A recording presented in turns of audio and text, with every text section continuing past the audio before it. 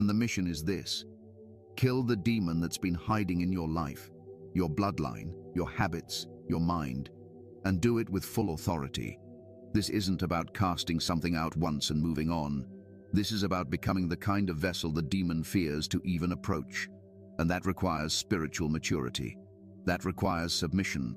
That requires obedience. Because before God sends you to war, He strengthens your armor. That's why things have felt heavy. That's why it's been quiet. You're not being ignored by God. You're being forged, sharpened, tempered in the fire, so when you strike, the demon doesn't get back up.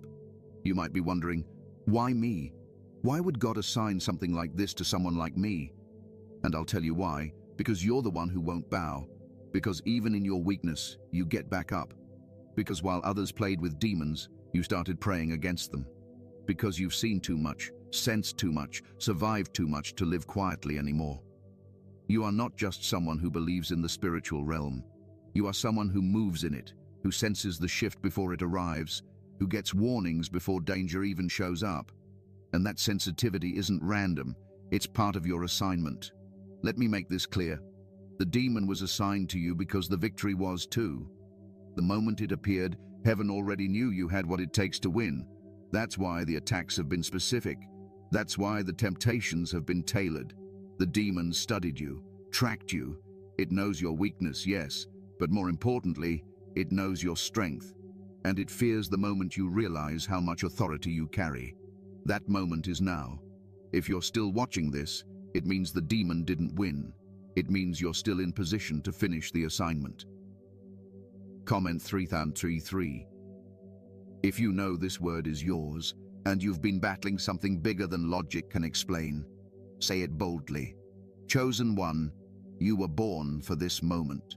Not to survive the darkness, but to command it to flee. The demon was allowed into your life not to destroy you, but to reveal your dominion. Now it's time to walk in it. The nature of this demon, it's not always what you think.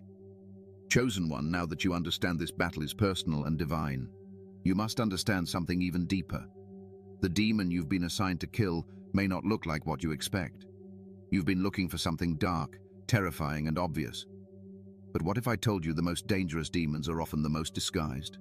What if I told you that the thing you're fighting isn't always outside of you, but has been hiding within patterns, memories, even emotions you've normalized?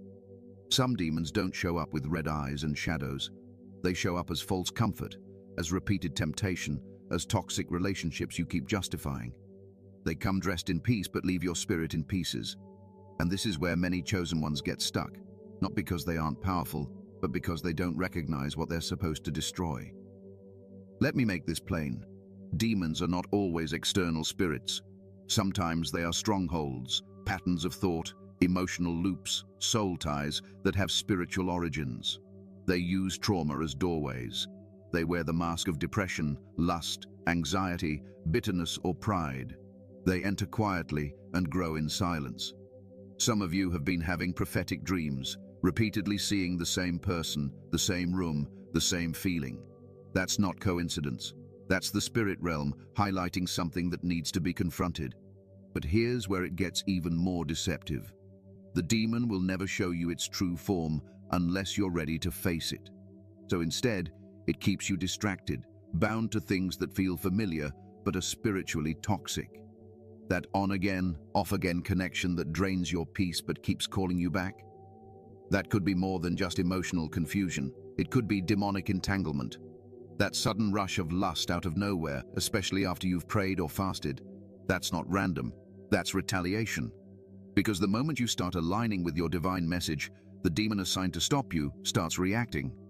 This is why you must stay spiritually sensitive. You are not just a chosen one in name. You are a walking radar for spiritual movement. That's why your energy feels off when you enter certain spaces. That's why you feel heaviness around certain people without them even speaking. You are picking up on what others ignore. That's not emotional instability. That's spiritual intelligence. But here's the danger. When your gift of discernment isn't trained, the demon will use it against you. It will send emotional decoys. It will place people in your life who say the right things but carry the wrong spirit. It will make you question your own intuition, your own visions. And the moment you second-guess your prophetic instincts,